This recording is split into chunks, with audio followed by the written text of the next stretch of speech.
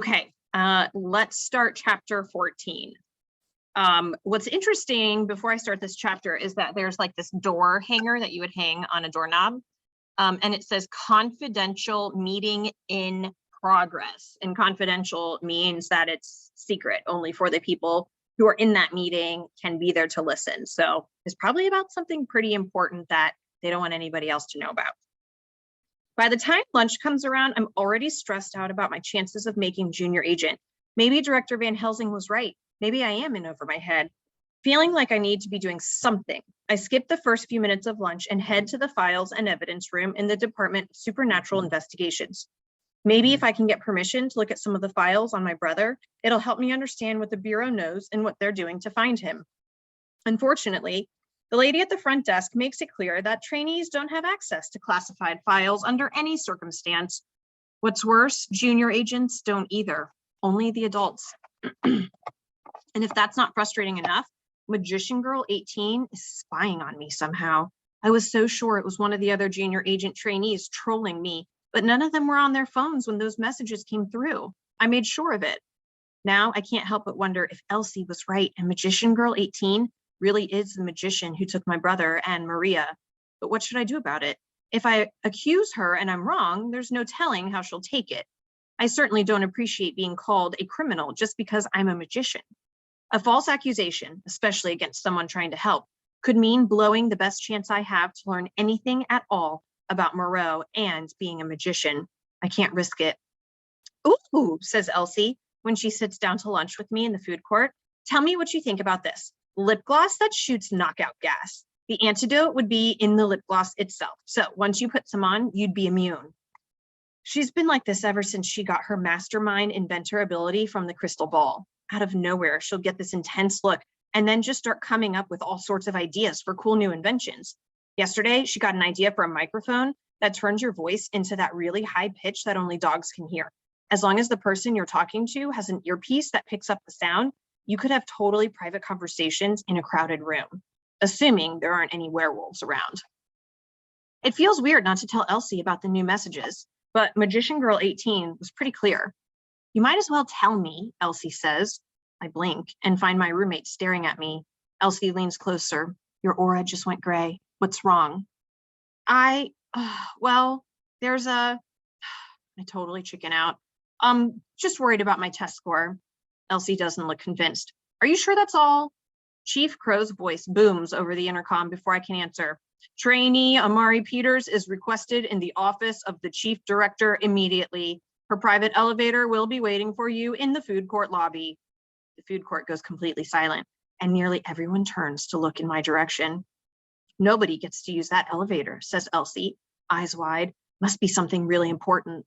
Why would the chief need to talk to me? I mean, unless I'm in trouble again, swallow. Maybe they know about Magician Girl 18 after all. The chief's elevator is the last one on the row, and it's twice as big as the others. Normally, there's an off-limits sign on its front, but today the doors are wide open. The floor is plush carpet and the walls are all tinted mirrors. So those inside can see out, but nobody can look in. A pair of slippers sits near the entrance. Are these slippers for me? I ask, leaning inside.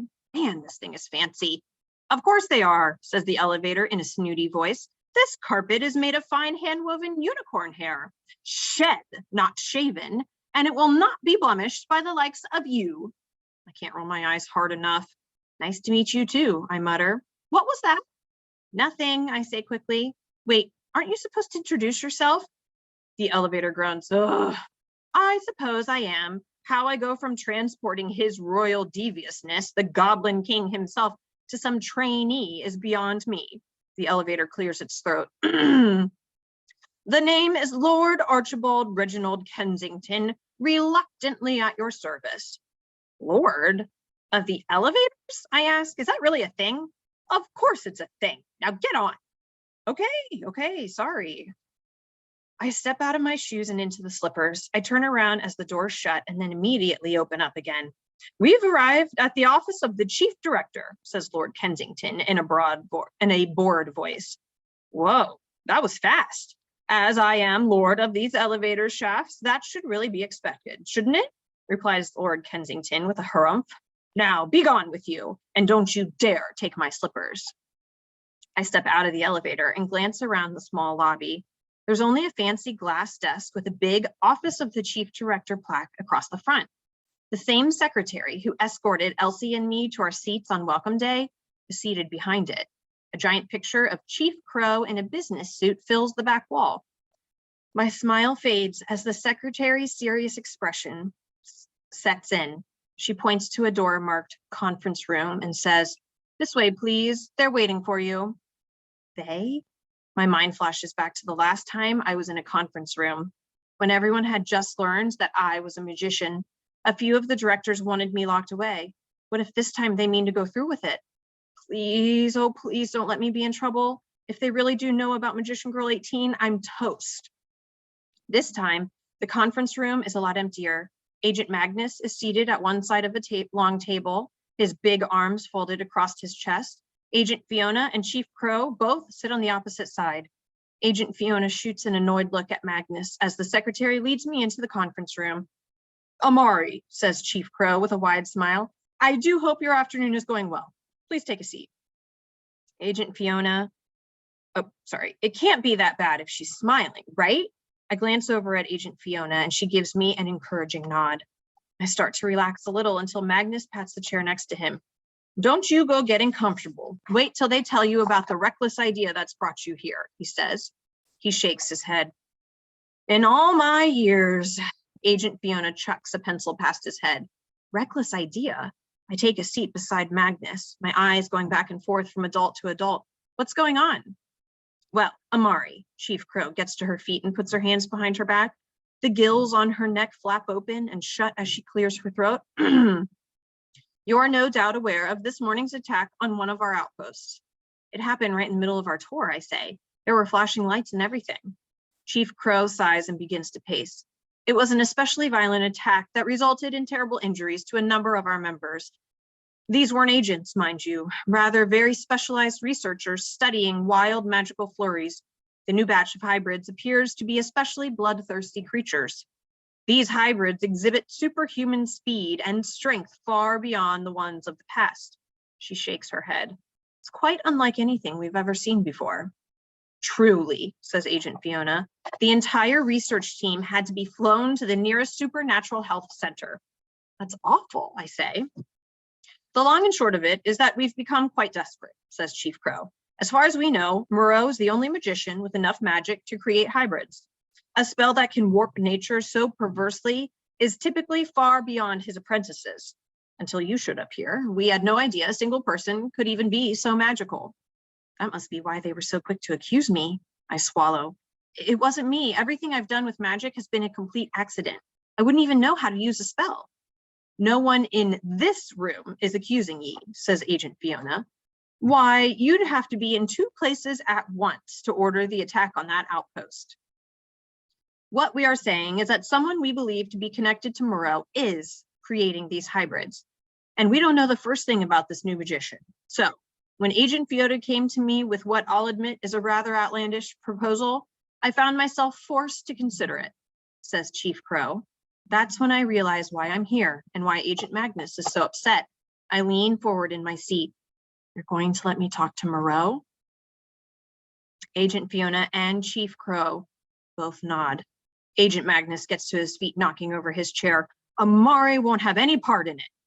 Agent Fiona reddens. "It's not your decision, is it? Ye great big oaf." Her blue eyes come back to me. "We wouldn't ask ye if it wasn't important. Innocents are getting hurt." "Oh, do sit down, Magnus," snaps Chief Crow. Magnus picks up his fallen chair and drops into it dramatically. That guy sure can throw a tantrum. "Now, Amari," Chief Crow continues, "I know you were quite eager before, but I'd like to be sure you've properly thought this through. We would be placing you near the most terrible villain in the history of our world. Desperate or not, it's not a decision I'd have you take lightly." "This kind of thing ain't her job yet," grumbles Agent Magnus. "She's just a kid, for crying out loud." "And it's still her decision," says Agent Fiona. I lean back in my chair and pretend to think it over. I get that Agent Magnus feels like it's his job to keep me safe, and maybe that's what Quentin would have wanted, but this is the opportunity I've been waiting for. I'm doing it. Agent Magnus throws his hands up. Agent Fiona blows out a heavy sigh of relief. Ye have our thanks, Peters. Indeed you do, says Chief Crow. But I have a condition too, I continue. I want to know why you refused the trade to get my brother back, and whatever else you know about my brother's disappearance. Agent Fiona and Chief Crow both exchange a startled look. Chief Crow asks, how on earth do you know about that? It's classified. Agent Magnus crosses his arms. If she already knows about the letter, says Agent Fiona, then it's only fair we fill her in on the details. It's nothing she couldn't learn from Moreau herself. After what feels like forever, Chief Crow gives a stiff nod. We'll tell her everything we can within reason. Agent Fiona and Chief Crow huddle for a moment, speaking in low voices. While they talk, I sneak a peek over at Agent Magnus. He's seriously unhappy. Well, too bad. I'm about to complete step 2 of me and Elsie's plan. I'm about to discover what the Bureau knows about my brother's disappearance. Chief Crow and Agent Fiona return to the table. The chief speaks first. The letter we received came from one of Moreau's apprentices, and it made not just one, but 2 impossible demands, one for each member of Vanquish. 2 demands? Chief Crow continues. The first was releasing Moreau from prison. Ye weren't here when Moreau was free, Agent Fiona cuts in. Horrible things would randomly happen without any rhyme or reason. The worst part is we'd all know it was Moreau who did it, but there was nothing we could do. The fact your brother and Maria were able to track him down is nothing short of a miracle. Elsie and I figured Moreau's apprentice would want him free. What else did the letter ask for? That, I'm afraid, really is classified, says Chief Crow. Just know that it concerns an item of immense destructive power, an item that would put many, many innocent lives at risk were it placed in the wrong hands. It takes a few seconds for the words to sink in. When they do, I try to blink back my tears. Whoever has my brother must be a horrible person to want something like that. If we can't give them what they want, what's to stop them from hurting Quentin and Maria? How are we supposed to get them back? By catching whoever has them, says Agent Fiona, coming around the table to crouch in front of my chair. And our best hope right now is getting something out of Moreau that will help us do just that. Ye are our best hope, Amari. I'm in, I say. I'll do whatever it takes. End of chapter 14.